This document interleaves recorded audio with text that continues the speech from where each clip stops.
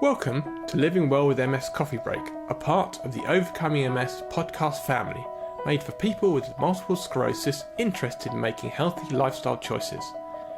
Today, you'll meet someone living with MS from our global Overcoming MS community.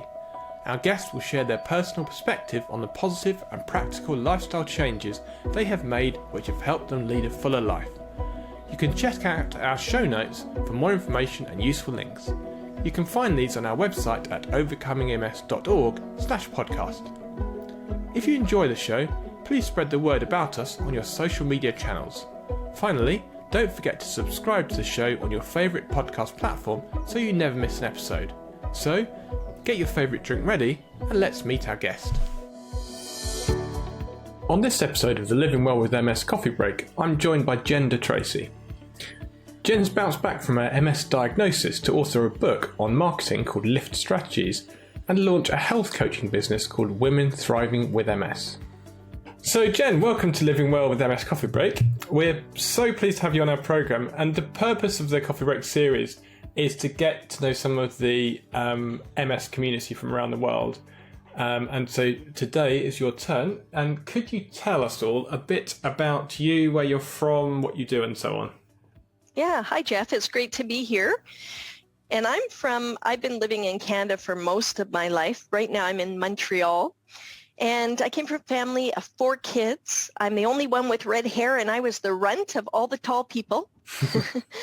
And what's interesting is my father was in the Canadian Armed Forces, so we moved around a lot. Around Canada, we were down in the US and Alabama, which was shocking to me as a Canadian for a year, as well as in the UK when I was 6. So I had many different schools and was constantly adapting to change.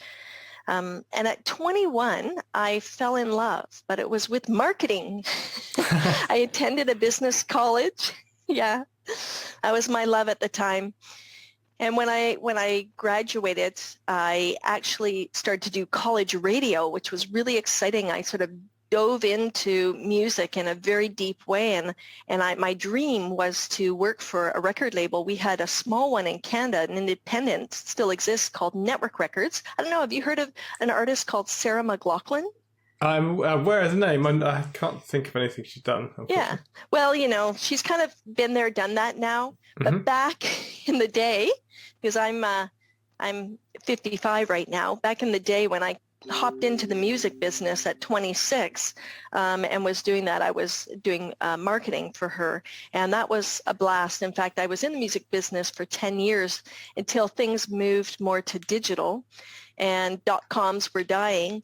And then I started my own business, and that was a marketing strategy business. So, and I've been doing that online, actually. I switched to moving to only meeting with clients online about 6 years ago, long before COVID hit, as a way to manage my energy. And so I'm doing that presently, and I basically aim to work about 20 hours a week. And I also started, but I know we'll get into this later, I started the Women Thriving with MS community. So we can chat about that in a bit. Absolutely. And then when were you diagnosed with MS?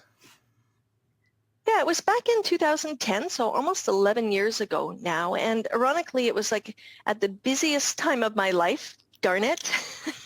I was on a 3-day speaking tour, and right before I left, I noticed I was hugely fatigued, and I was just like, okay, I'm just tired because I'm working a lot, like 10-hour, 12-hour days. And my left hand was acting a little funny, and I was kind of like, what's going on with that? So when I did the tour, it was very compressed and crazy, and I got up on the second morning of that tour, and I was like, I'm so tired. I've got to get out and run because I need to get some energy. And I was running, my left foot started to drop, and I thought it was hilarious. I'm like, this doesn't hurt. So what's going on here? But I felt I did have to hide that while I was up speaking with people. Like I had to put a table in front of me so they couldn't see my leg on day 3, which was kind of hanging a little bit. So when I got back to this trip was in northern Canada, and so when I came back home, where I was living in Vancouver at the time, the next day I went to my naturopath and I went to my physiotherapist to try and get me in shape. And they said, if there's any problems, just come back on Monday. We think there's something in your C3, C4 area of your neck. So we'll check that out, again. In the meanwhile, I had plans on that Saturday. So that was on Friday. On Saturday, I had plans to go see a play. And I met up with a friend and she said, what's going on with your leg? And I said, oh, don't worry about that. Let's just go in and watch the play. And she's like, well, I think you need to go to emergency. So I said, well, let's watch the play first. So we went to the play, had dinner, because, you can't go to emergency before having something to eat because you never know how many hours you're going to be in there for. You can't go on an empty stomach. Yeah. So that's what we did. And so I was fast-tracked. And that night at the hospital, they had done everything, and then they moved me into a holding tank area, and they said, I said, excuse me, can I go home now? You've done all these tests. And they're like, no, we're going to page a neurologist to come in the morning. And I'm like, okay. I was clueless. What does that mean? Well, yeah, when you think it might be because I've been through the whole chiropractic osteoporosis type thing, that it could be a trapped nerve. And equally, I had a dropped left foot early on, which I discovered from running because I used to do a lot of running. You're expecting it to be a trapped nerve and a lot of the sort of chiropractor or sort of osteoporosis people are sort of saying, oh yes, we think it's trapped nerve here that's causing this. And so, to then be told that you're going to see a neurologist, you'd be like, well, why would I be seeing a neurologist? So I can never imagine. But how was the healthcare system in Canada for treating MS? Yeah. Is it pretty good? Well, what's interesting is it is pretty good in some ways. If I can I want to backtrack for a sec to, so what happened there in that situation was that I was diagnosed within 48 hours with MS. And then they put me on the steroids, gave me the lumbar puncture and everything. And what I found was that I was so pumped up on those steroids that I couldn't sleep and I felt crazy. And that's kind of how I left the hospital, so in that state of shock. So when we look at the healthcare system, I can say that, yes, I was able to access a neuro, and this neurologist, she was great. I was so lucky to get her, in the lottery of neurologists. When I left the hospital, though, they don't prepare you for anything. I'm pumped up on steroids. I'm in shock. They don't talk to you about diet or next steps. They just say, here's a piece of paper with some information on the MS Society, and you're going to see a neurologist in 3 months, and just carry on with your normal life. So the sort of strictly medical part was okay, but the support side of it was maybe a bit more lacking.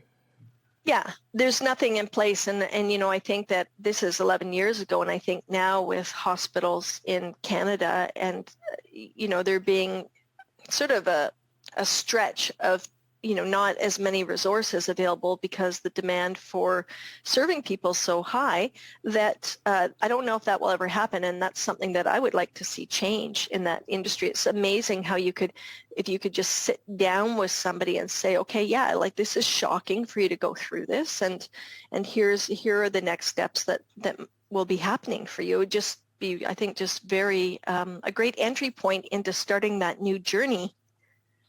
Yeah, I mean, I've spoken to people from lots of countries now, and I can't think of anywhere that they've said actually that there was someone who gave that sort of support. I mean, there was an element I had that sort of support, but it was from a neurologist who clearly had been through the process many times before, but he wasn't trained to give the emotional support side of things.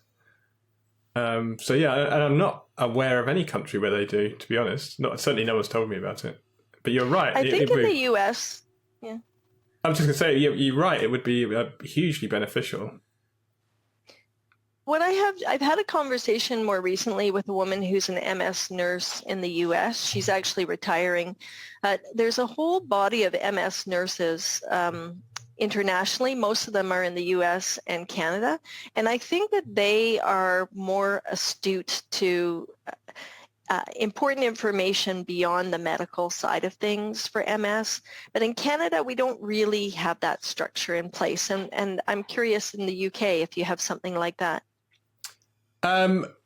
We call it a postcode lottery here, so it is dependent on where you live, really. So we have a great healthcare system in that it's free at point of use, and that's very effective. And I think a lot of people, myself included, might have private healthcare, but they actually find that the national NHS system has been the main thing that they're using. But it does depend on where you are. You certainly get different treatment, and if you're in different parts of the UK, so Scotland has different medications allowed to Wales, which has different medications allowed to England. So it does very much depend on where you are. So after diagnosis, what's next? So what change did you make? How did you deal with the reality of having MS? Yeah, at that point, because I was at the peak of my career, I really I had enough time to take a break when I came home from the hospital for maybe 2 to 3 weeks. And that's because my daughter, who lives in Spain, I had a plan to go visit her, but I knew I couldn't. It just wasn't really, I didn't have the capacity, the energy, and after, being on these steroids. So I basically used that time to recover, but I had 6 months of training contracts where I would go and do full day training and also regular clients. And so I had to figure out how could I make that work, because one day of full training was very difficult. So I just tried to space them out in a way where I didn't do 2 days in a row anywhere. And the challenge for me was, because I had put so much time and energy into my business in the 3 years leading up to this situation of being diagnosed, that it was completely my identity. So it was very hard for me, and I took naps every day, but I was reluctant at that point. I've surrendered to that now. Naps are like awesome. But back then I was just like, why do I have to take these naps? So, but by the time I finished those contracts and was just pushing through in my MS denying state of mind, I just hit a wall, and, I could barely get out of bed. And, I think the biggest fear was losing my mobility. So that's kind of where I landed. And then I had to, really had to look at things and figure out how to do my life differently, because denying MS was not working for me, and living in that vacuum around living with MS and fear was just, it was kind of basically purgatory, right? So what did help with managing the challenges of having MS? I think for me, I was really lucky because my neurologist, first of all, told me when I met with her at 3 months, she said, often people will grieve their diagnosis for up to 3 years, that she's seen that. And it was really helpful. That gave me permission to be able to grieve.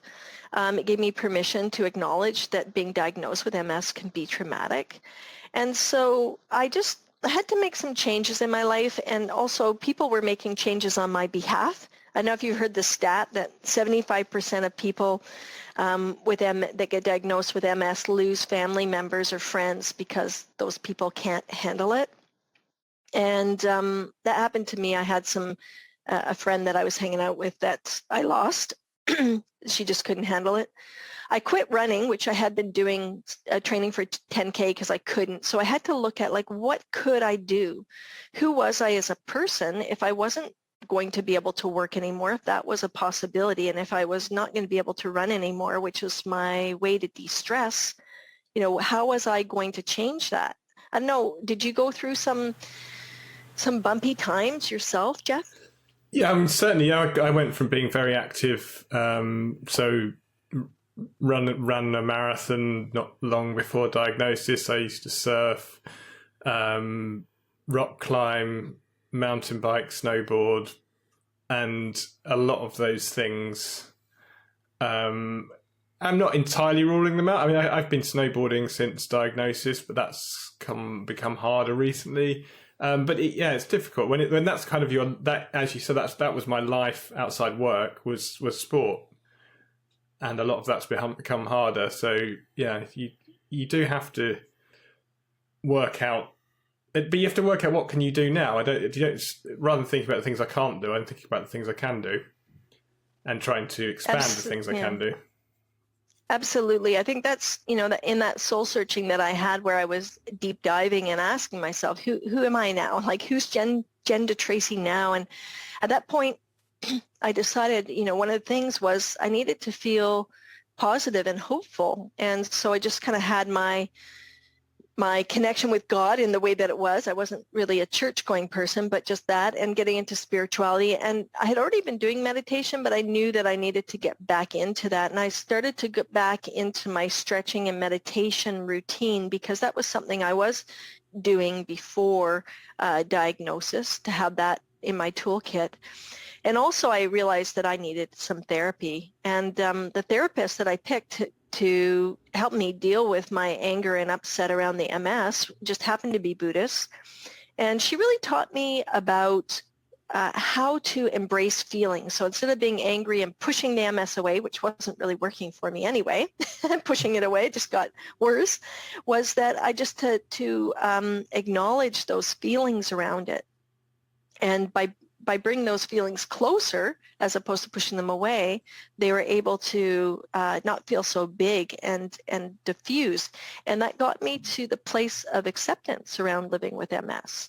So instead of having this relationship of hate or anger towards MS, it was, it's not like I always liked it, but I could accept that it was there. And I think that was a huge, huge turning point for me, that to realize that MS is a part of me, but it's not who I am. So when people say I have MS, I don't, for me, I like to say I live with MS. That just feels better for me than saying I have it, I don't know. That's what feels comfortable for me. I think a lot of people put that as an acronym of PWMS, people with MS, that you're with MS, you don't have MS. So, but I mean, yeah. I guess it's just words, but I think it's a mindset thing of how you think about it as much as anything. Exactly. To me, it's a mindset thing. And, as part of what I started to do is I started through my therapist, I started going to silent retreats, and they were kind of nice because I could have that time to soul search, but I was getting fed by someone else. I could sleep as much as I want, and I had a spiritual director that I could talk to once a day. And I did 3 10-day silent retreats over a period of time, and that was really, really great for me. And I realized instead of running, I could ride my bike, even though in the first few years I did have some topples, but I'm good now.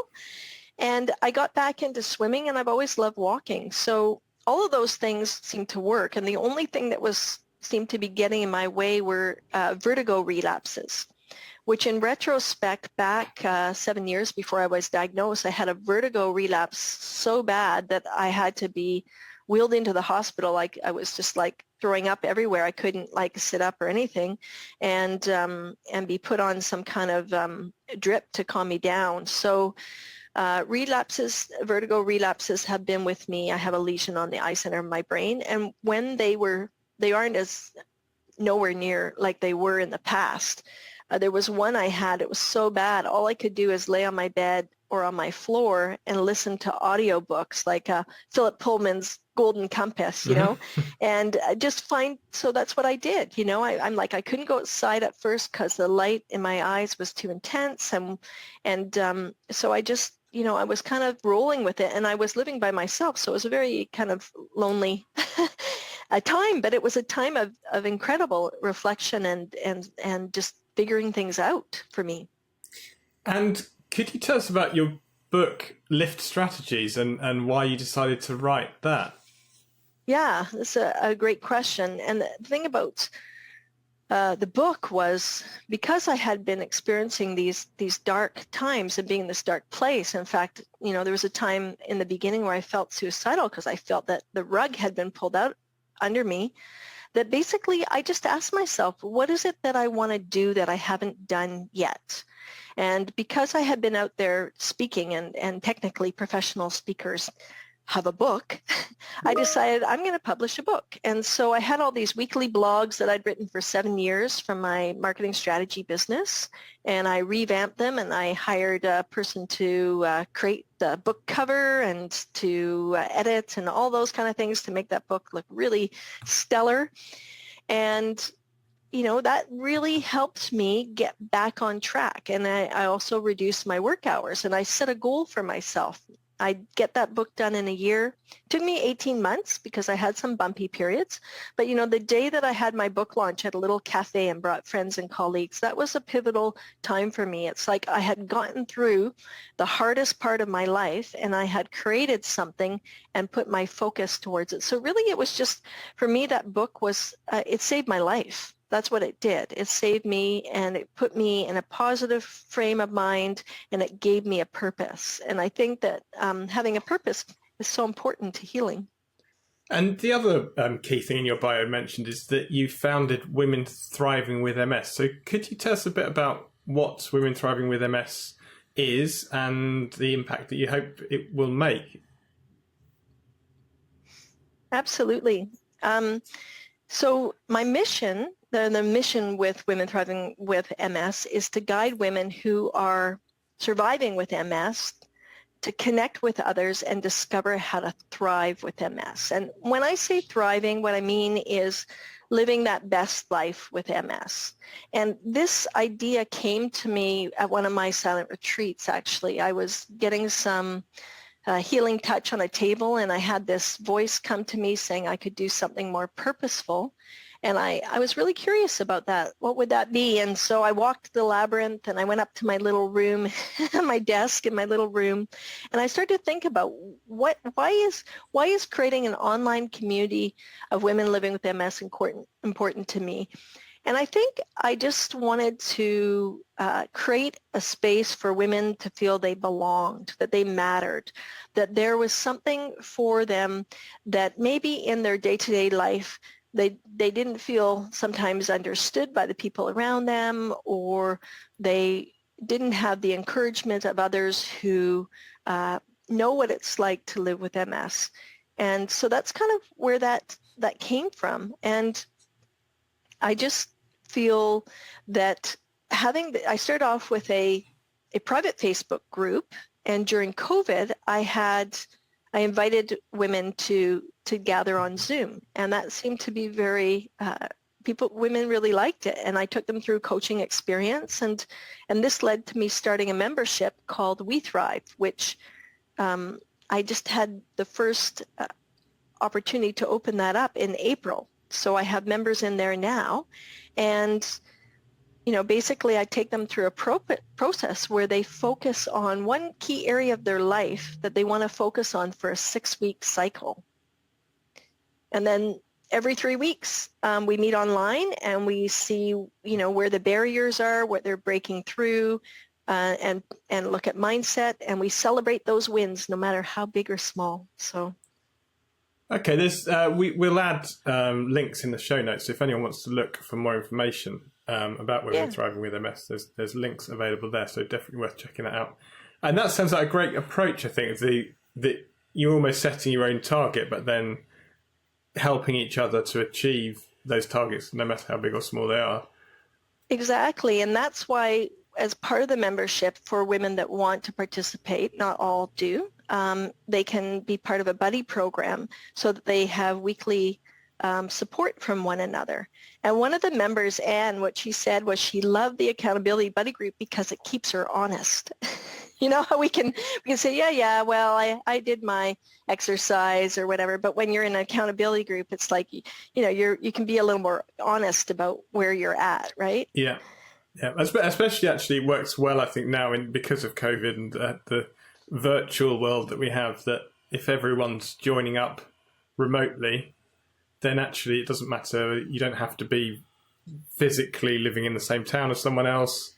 It's sort of normalized that community, hasn't it? Absolutely. And if you think, yeah, totally. And, Jeff, if you think about it, I mean, there's so many people that live with MS that live in small towns that don't necessarily have the resources, that don't even have, because depending on their income, they may be living in a place where the hospital or different things are quite far away.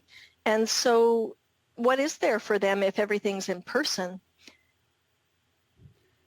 So to wrap up on the things you're doing for the MS community, if there's one thing that could be your legacy for your impacts on the MS community, what would that be? What would you hope that would be? Yeah, to me, that's creating a movement for women with MS together from all around the world to support them in just living their lives better with MS. That's really what I'm aiming for as my legacy. Okay, and what are you planning next? Well, there's always something, Jeff. What I'm going to do is in October 18th, I'm going to run a 2-week event that's going to happen on certain days called Women Striving to Thrive with MS, and it's going to be a coaching sort of 2-week period so that people can just hop on and experience that, and if they want to, after that, they can join the women. Pardon me. They can join the We Thrive membership when the doors open, because I only open the membership twice a year, so they only have a couple times that they can become a part of it. Okay, that's worth knowing.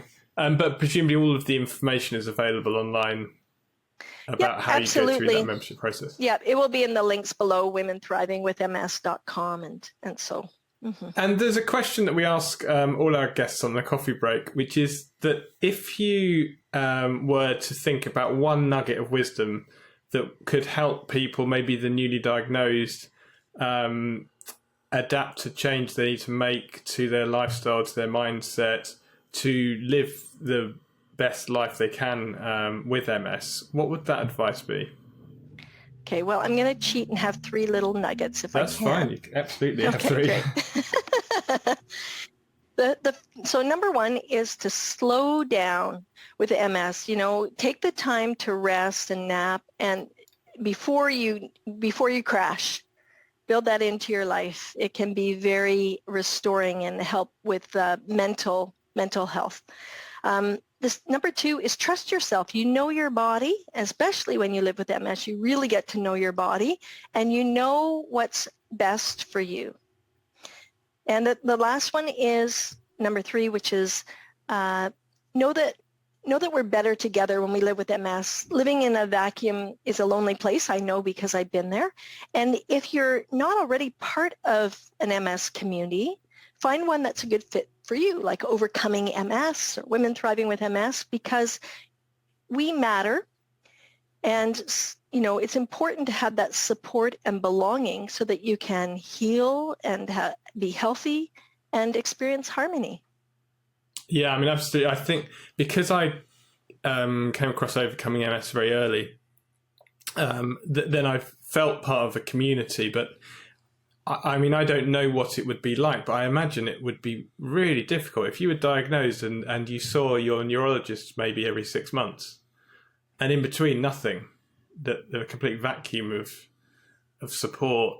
I mean, there's support there. If I can go to the hospital, I can see an MS nurse, but there are things that I have to ask for. I can imagine that people could just be sitting at home, see their neurologist, maybe even annually, and in between that, having no experience, because I don't know outside of the sort of Overcoming MS community, I don't know anyone else with MS. My father had MS, but that was many years ago when he died. So, it would be very lonely, I think. I think you're absolutely right about finding that community and slowing down as well. That's a really useful bit of advice I was given, was actually from my first visit to a physio since I was diagnosed with MS, who actually said, you need to stop worrying about things like speed and time and things like that. For example, don't worry too much if you're late occasionally. He said, honestly, if you're late, what's the worst thing that could happen? So he said, just don't, getting stressed is more of a problem for you than the actual being late. He said, assuming you don't work as an ambulance driver or a fireman, then being late is not a big issue. And he was absolutely right. Exactly. He said, actually, you can say to someone, I'm sorry I was a bit late. It took me a bit longer getting out of the house, which it sometimes does. And people will accept that. It's not a big thing. It doesn't really matter too much, assuming you're not in a time critical job, obviously. But absolutely. Thank you very much for that. And with that, I'd like to thank you for joining us, Jen DeTracey. Thank you, Jeff. It's a pleasure being here today. Thank you for listening to this episode of Living Well with MS Coffee Break. Please check out this episode's show notes at overcomingms.org/podcast. You'll find all sorts of useful links and bonus information there. If you would like to be featured in a future Coffee Break episode or have any suggestions, please email us at podcast@overcomingms.org. You can also subscribe to the show on your favourite podcast platform so you never miss an episode. Living Well with MS Coffee Break is kindly supported by a grant from the Happy Charitable Trust. If you would like to support the Overcoming MS charity and help keep our podcast advertising free, you can donate online at overcomingms.org/donate. Thank you for your support. Living Well with MS Coffee Break is produced by Overcoming MS, the world's leading multiple sclerosis healthy lifestyle charity. We are here to help inform, support and empower everyone affected by MS. To find out more and subscribe to our e-newsletter, please visit our website at overcomingms.org. Thanks again for tuning in and see you next time.